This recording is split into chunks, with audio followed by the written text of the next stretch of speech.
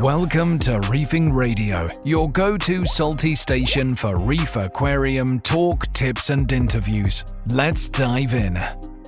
Welcome to an impromptu episode of Reefing Radio. Gareth and I have just attended the AQUAH Coral Aquarium trade show and we wanted to have a quick debrief about it. So James isn't joining us today because he unfortunately wasn't able to make the show, but Gareth and I think we're quite excited after attending. Let's go for it. So yeah, what did you think of the show? Yeah, so it was more exciting than I'd expected it to be. It's hard to know what to expect, having not been last year. So neither of us went last year, did we? So no, yeah, completely new experience for me. There was more coral sellers than I thought there might have been, and actually, to be fair, there was more stands than I was expecting as well. So some of the big players in the field in terms of TMC, KDD, like those suppliers were there, which was fun. Charterhouse, and yeah, it was good to have that balance of both looking at the corals and going chatting to people about their kit and the new things they've got that's exciting.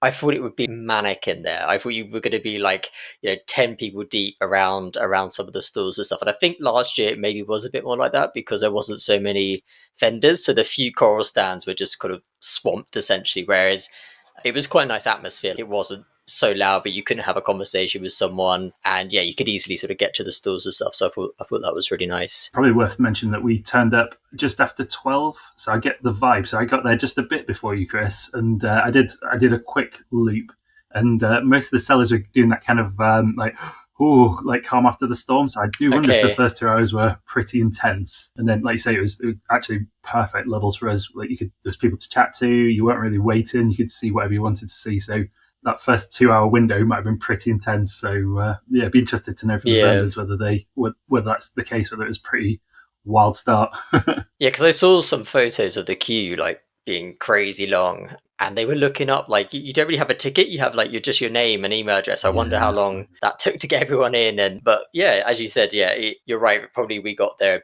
a bit later, so maybe we missed that kind of initial crazy rush. And I do wonder, like, did we miss some really cool corals or something which had already sold? I got the impression a lot of stuff that had sold was still in the trays and stuff and was being held for people. Pretty much a 50-50 split between sort of dry goods and and exhibitors that are kind of, I don't know, showing tanks and lights and stuff, and about 50% livestock, nice which balance, I thought was a good 50-50, mix. Which was right, I think, because not everyone was there to buy corals, not everyone was there to buy kits, so it was a good balance for everyone, I think. And there was a representation as well of freshwater, wasn't there? Not a lot, but there was a few bits and bobs knocking around. Yeah, I think I expected there to be a bit more freshwater, to be honest, but it did feel very saltwater dominant. I think some of the talks and the speakers were more freshwater, so there were some aquascapers and things like that, which we didn't attend at all. And I think I was sort of thinking what they, in the future, how might they improve it? One thing would be having a separate area for the talks, perhaps, because I felt a bit sorry for the people trying to listen to talks and giving talks, and they were just kind of, there were definitely people sat there listening, the ones I saw, but it felt very much a side element. And I think at some of the big shows in the US, they're often like the main draw is like going to really hear someone like really famous in the aquarium hobby speaking. So that is something I think they could work on. But otherwise, I thought it was really well organized, really well laid out, lots of room in the booths and stuff. You didn't feel super crammed in. No, they did a really good job. So what was your standout thing for the event? Like what really stood out for you as the main attraction? There are a few things. So I really liked looking at new tanks, which I didn't expect to. So I didn't go there thinking I want to buy a tank or anything, but actually there was a lot of interest in tanks on display. And I think we've both seen tanks that we maybe might buy in the future.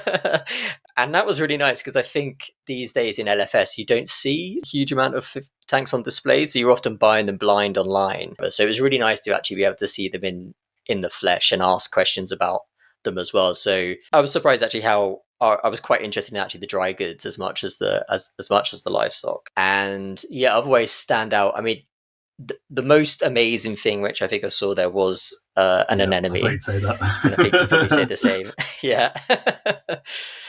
So there was is it Colorado Sunburst anemone? Spectacular. Like you hear about it and you see it on the videos, and it looks nice, doesn't it? It looks like a nice bubble tip, but oh my goodness, like you couldn't do that justice with words. It was visually stunning. we saw it from across the way. Essentially, it was like it was really glowing. I've not seen such deep sort of saturated colors on almost anything really, like even other coral, because it was really sort of a dark red orangey color with yellow stripes, real yellow tips, wasn't it? It wasn't just that maybe it's yellow, they were yellow.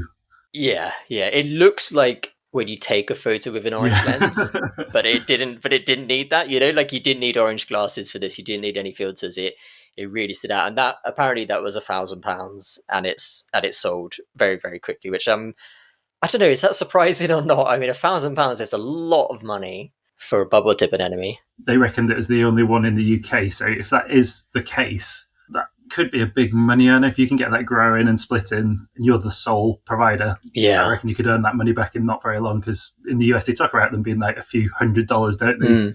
So you only need a couple of splits and your quid's in, so it's a punt. I'm not sure I would do it myself, but I can see you could cover your bases with that one. I can't remember who the vendor was. I'd be curious to know where they got it from. So has this been somehow illicitly imported from the US? And I wonder if they've got another one that because it seems silly to me to sell that, given it, generally bubble tips are quite easy to keep. They split frequently, and that could be a really nice money earner if you're the only person that's supplying them. So on one hand, I'm a bit surprised that they sold it, but it could be they just don't have the space or whatever. But it'd be really interesting to know where they got it from and where it goes. Hopefully it becomes available. Really nice. But it's hard to put into words how rich in color it was and how bright it was. And everybody was drawn to it, right? It had a kind of a crowd around it. So it was a good size too. It was really good size. Big bubble tip. What about for you? Obviously, that anemone stood out. But if you had to pick a booth that you like the most, or a vendor? So I would say, like, without a doubt, and I think you probably agree with me on this, Aquatic Emporium absolutely nailed the brief of what it is to be a coral show, coral vendor. They turned up with what I was chatting to them, and they were saying that they built those tanks in the garage before they came out. Oh, really? So they made those? Yeah, exactly. They looked really good. They were properly sumped tanks, weren't they? So there's plenty of people there that were with kind of trays and things. And there's quite a bit of issues for people who turned up with that, having bacterial blooms and things, which to be expected, but they'd come with their own water, like the water from the shop. They built these trays, and it looked so professional, and it was really nice. The water was flowing really well through them. And what was it, about 4 systems? They put all covers on the front of them.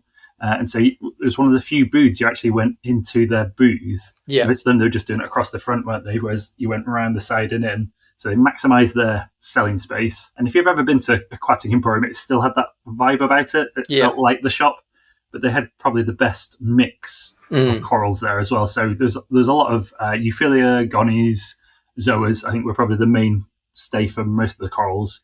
They had SPS, didn't they? That's what you were drawn to. They had some really nice cats, which I was drawn to. So I've bought myself a couple of corals from there.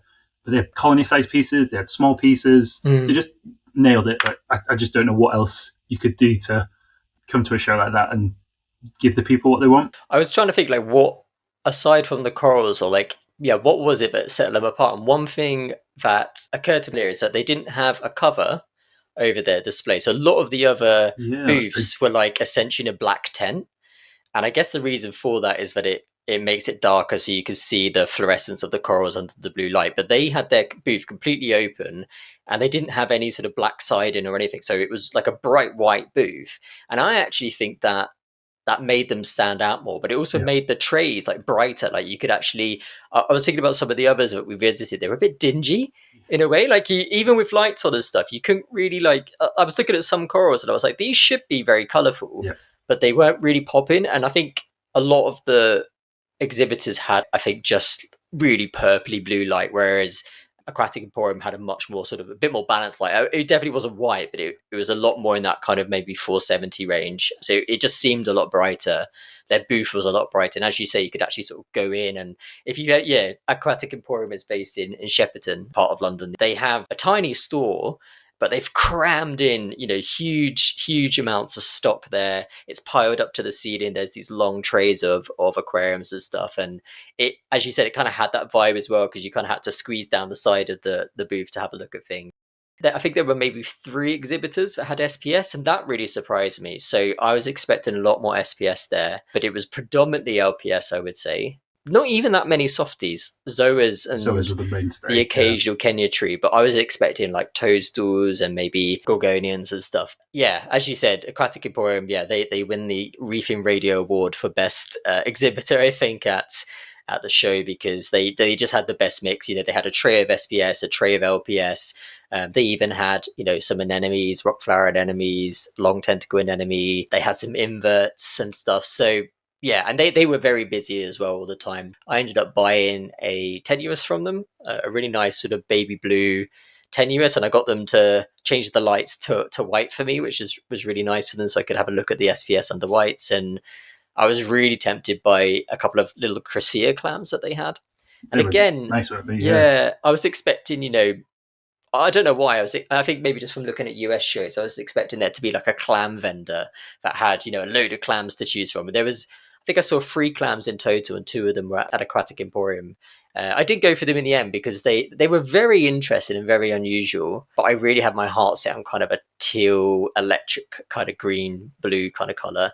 And they had these very interesting kind of like almost carrot, orange and green clams, like really, really unusual color I've not seen before. And I almost went for them because they were so unusual, but I think, it wasn't quite what I was looking for. But yeah, really nice display. As you said, they had like a dinner plate sized colony of an Acropora in there as well. And you think, I don't think they expect to sell that, but as you said, maybe it's just like showing people what things might look like. And you bought a couple of Cathiophilia from them. Yeah, I think it's the only place we both bought our corals from today, wasn't it? Which it doesn't say anything about some of the other sales. It's just they caught our attention. Another place I spotted is it Burscott Aquatics? I think they're from Liverpoolish way. I won't say they're from Liverpool because I'm not entirely sure. Up that neck of the woods.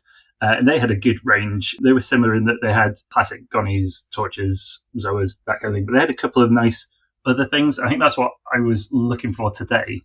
And it seemed to be the 2 camps. There was the people that brought the things they could sell, all the things I've mentioned. So they're nice, easy sells. Everyone's interested in those. And then there was a couple of places that bring in interesting stuff. And I'd like to have seen a bit more of the unusual and interesting, which it might have sold before we got there. But the Burscott Aquatics had a few things that caught my eye. So black Cathiophilia, I'm quite into my cats at the moment. But they had a few other interesting LPS, which, like, fair play to them. It might not be something they're going to sell. Like you say about the SPS, they might not sell it. But that, to me, is part of the experience. That's what I wanted today. And there's definitely a few stalls did that, but not all of them. So, like, if anyone was listening to this for next year, I'd say try and bring some bits that are going to be special, something you're not going to see. In fact, a few stalls had Ostriomusa. I'm not pronouncing that very well. Ostriomusa? Yeah, exactly. It's a hard one, there were some nice ones of those, which I've not seen many of those knocking around. So that was nice. But yeah, there's a good mix of corals at some vendors, which was great to see. It's a lot of torches, a lot of Euphilia and stuff. Some I hadn't seen before. So there was it that banana? Yeah. It was really interesting torch. Yeah, almost translucent, like greedy, orangey. I mean, part of me wondered, is it a little bit bleached? Whenever you see something a bit translucent, that worries me. Is it like stressed and it's actually thrown out some of its symbionts? But they looked really nice. To be honest, I didn't go there with much in mind that I wanted to buy. Like, I had the idea that if there was a nice SPS or a clam, then I might buy something. Yeah, it was a lot of torches, a lot more LPS. I think that's probably my main takeaway. I was a bit surprised by the lack of SPS actually. But it'd be really nice to see like signature frags there, for example. Yeah, that's a good show. What else did I buy? So I bought that tenuous, and I also bought an ITC PARwise, but it's the pro version with CPR. So I have a Apogee par meter, but all that does is measure par. And because I run my tanks quite white, I'm always a bit concerned whether the coral are really getting the spectrum that they need. And so this PARwise is a spectrometer as well. So you can actually see what the spectrum of the light is that you're putting out. And it does other things as well. Like you can see whether or not based on the photosynthetic pigments, like how well are you targeting all those different photosynthetic pigments that corals have. So I think it would be really fun to play around with, and I justified it. It was quite expensive. All of the vendors had, like the dry good vendors seemed to have 10% off stuff there. So they had, it was about 50 quid off the normal price. And I figured that actually I could sell my apogee for about that same price. So it seems like a sort of good swap, because I'm getting as someone who used to be a scientist and is still kind of a data analyst, I like data, and getting more data is good. So it'd be really interesting to see and have a play with that. So those were my sort of two purchases, and I didn't expect to buy a PARwise, but I thought it was quite a good deal. And as I said, more data is always fun. He did a good pitch as well, didn't he? He showed us all the data screens, so you could see actually how it would work. So it's one thing reading it on the internet, isn't it? But actually seeing the live data coming in, and he's then talking about how the fact you can see you want to try and line up your peaks and your troughs, so you're maximizing your energy output. And then he got pretty deep into in terms of which coral are you thinking of? It's this coral has this colours, this one has these chlorophyll, so it gets really technical. So I can see you're going to be in the deep end with that when you get it set up. So I really like the spectrum on my tank, and I don't really want to change it. So part of me was like, well, what's the point of buying this then? But it would just give you peace of mind that it is a good spectrum. Halides, for example, in the past, halide lighting, they used to put out like thousands of PAR, and so you'd be keeping coral under like 1,000 PAR, but a lot of that light just wasn't usable. So even though they're getting a huge amount of PAR and a huge amount of light, what they're actually using from that is not that great of amount, because it's like the sun as well. The sun puts out a huge amount of light that hits these corals, but they're only using a fraction of that. And so the idea is that with with my PAR meter, I've got it set. Most of the coral are getting like 250 to 300 PAR, but it might be that of that they're only actually getting 60% of what they need or something. And so the idea is I'm hoping what I could do with this new one is see whether or not, firstly, are they getting a decent spectrum or not? And if they're not, would raise in the intensity of the light, then give them that extra energy or whatever that they need. So PAR is photosynthetically usable radiation, so it differs from PAR, which is photosynthetic active radiation. I'm hoping it will be useful and informative and improve my husbandry. And you might question as well, why buy a PAR meter at all? But I find I use them a lot. So whenever I set up a new tank or change lights or adjust anything with the lighting, I use a PAR meter. And now I can't imagine buying a light and not using it. So I just don't know how you would set up the light without doing that. Hopefully that was a good buy, and it was definitely worth it, I think, there, because it was definitely cheaper. So you got two cats in the end. Yeah, both from the same stall. There was a few nice corals around. I think it was interesting in terms of a frag show. I assume it's the same in the US, but there's quite a few corals were closed down, not looking their happiest, which you can't blame that on the vendors. That's the nature of moving a coral from one system to another. But it does make it difficult to sell some of the corals. Especially, I remember going around one of the stalls where they clearly restocked with zoas, and pretty much all the zoas were closed. What can you do until they reopen? So that made it a bit tricky. In general, if you wanted a coral today, you could probably find what you wanted to find. Yeah. Barring the SBS, I'd say. So, something else that is interesting about it, which I never thought would happen, is I saw a tank today, a new tank. I never thought I'd say I'll buy a new tank, but I think I might buy a new tank. It was D&D releasing a new line. I think they were saying it's only come out in the last day or two. And in terms of my thought process, I've always bought secondhand. I'm really happy with secondhand tanks. But I've got my Peninsula, Red Sea Peninsula, and they have a bit of a track record for seams splitting. And this one's must be at least 6 years old. It has got all the extra leg on it that Red Sea put out to help with that. But at the back of my mind, it does concern me. And so I've been thinking about what will I do eventually, and I'm getting to the point where my coral stocking is quite valuable to me. There's creatures in there that are really special to me, and I can't bear the idea of that failing and just sat there and not doing anything about it. So it's been playing on my mind a bit, and I've been looking into the availability in the UK, and peninsulas of about 5 foot just don't really exist. Red Sea's got the Gen 2, which that could fill the gap, but I don't know. It didn't really tick my box. But D&D have got this new tank. It's a Peninsula that's just shy of 5 foot. It's about 4.5 foot, but it is a wide tank. It was about 2 foot wide, 4.5 foot long. And he described it, interestingly, as a standard tank height, which I'd have said just a bit over 1.5 foot, between like probably 1 3/4 feet. But it's enough that I could get my arm in. And it was a low tank. I think that was the thing we both mentioned, wasn't it? It's a peninsula tank, which is a normal tank height. The overall cabinet and tank were a sensible height. And it's brilliant because I'm a tall person. I'm 6'1", roughly.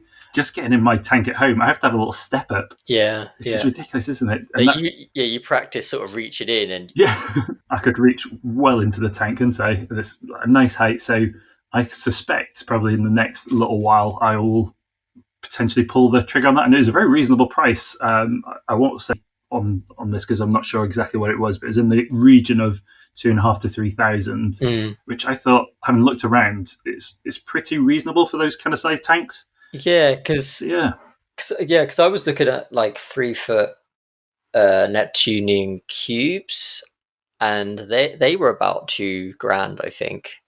So I might be wrong, but you could easily pay $2,000 for a 3 foot tank, right? If you buy something like a Cade or whatever, right? So Exactly.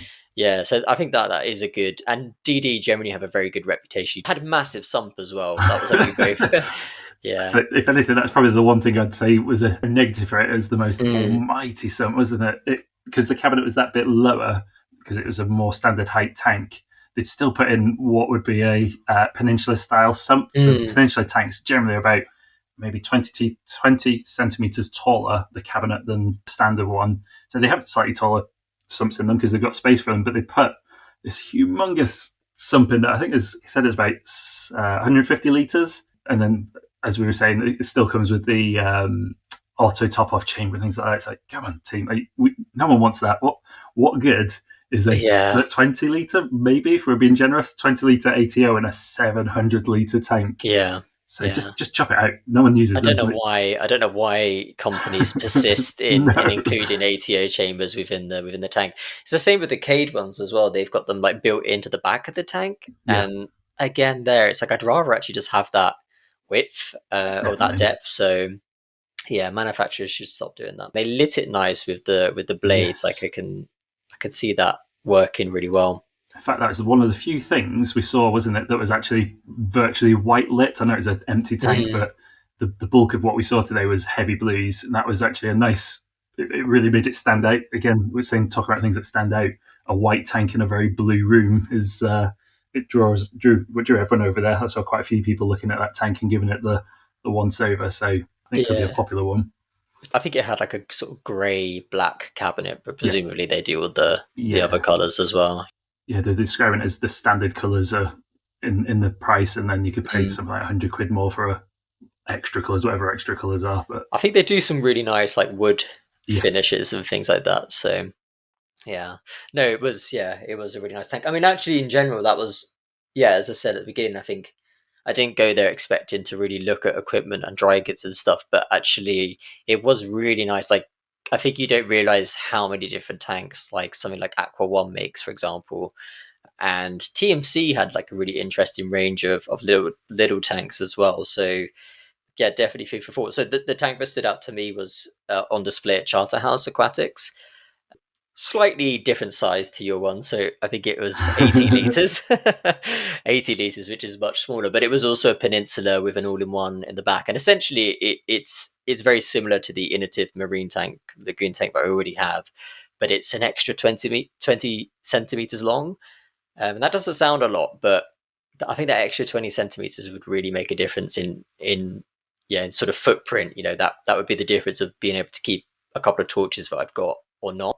And that was really reasonably priced. About sort of, I had a quick look on their website. They've got it there for $250, but somewhere between $250 and $300, I think he said. And one of the things I liked about it, I mean, it was beautiful, like really nicely designed, like metered edges, really minimal silicone. Whereas my Innovative Marine one, it's good because it has really thick glass for a small tank. I think it's got like 10 mil glass, which is really chunky. But it means you've got these very black, very thick black sort of frame where the silicone is, whereas this one's a bit more minimal. What I liked about it as well, UNS make a whole range of equipment that fits the tank. So a mini refugium, for example, that you can slot into the back, and like skimmers and things like that. So it's all sort of custom made to fit there. Whereas I found it quite difficult to find even a heater that fits in the one I've got at the moment, because sort of weird size and shape. So that definitely stood out to me. And so I'm wondering,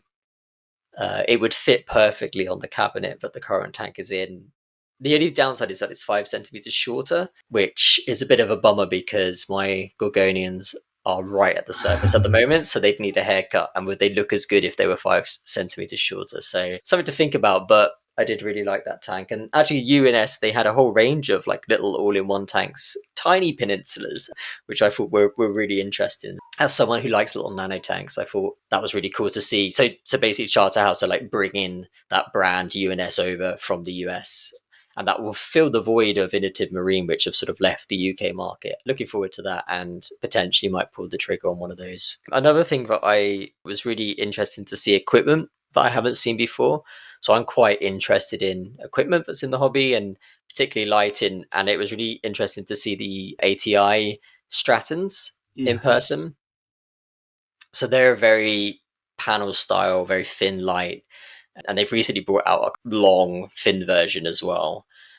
And I saw at the show as well, they're bringing out a smaller version of the standard ATI Straton, so a 35 centimeter square, which would fit on my SPS cube if I wanted to go that route. So that's interesting to think about. But one thing that I find really interesting, so the original ATI Stratons didn't have lenses on them. They kind of had a frosted glass panel, really good spread, really diffuse light. And on this new models that they're bringing out, they've gone sort of to lenses, and they really look to me like, especially these long thin ones that they're bringing out, they really look like Evergrow lights. They were very Evergrow light, weren't they? Yeah. Even like the spread and the colour spectrum that they'd chosen for the LEDs, it was very similar. I wish I'd talked to them now, like, to ask what was the decision behind that. With the Evergrows, like, I really like them, really good lights, but you can see the individual beams, and you get that kind of disco effect because they are separate LEDs. There's kind of no blend in between them. You have to mount them quite high to get that blend in, but you can still sometimes see it. And I wonder whether you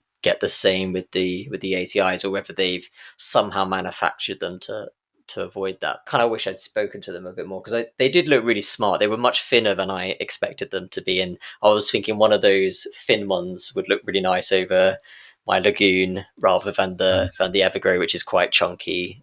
So something else that was fun today is we saw quite, as I said at the beginning of the podcast, we saw quite a few leading players in the field, and it's given us an opportunity to chat to them, and we explained about the podcast, so hopefully they're listening now and getting ready for the kind of vibe we're running with. But we had quite a good uptake for people being keen to come on the show. So names such as TMC, Charterhouse, quite a few of the core vendors we spoke to are keen as well. So hopefully we've got a real array of people, so not just one group of the same kind of people coming on, but we should have a good range of knowledge and parts of the field, which I think is really important. It's good to speak to core vendors, it's good to speak to the people who are shipping in and the people who are supplying the goods. So together, those kind of three fields should give us some good guests. I'm excited by that.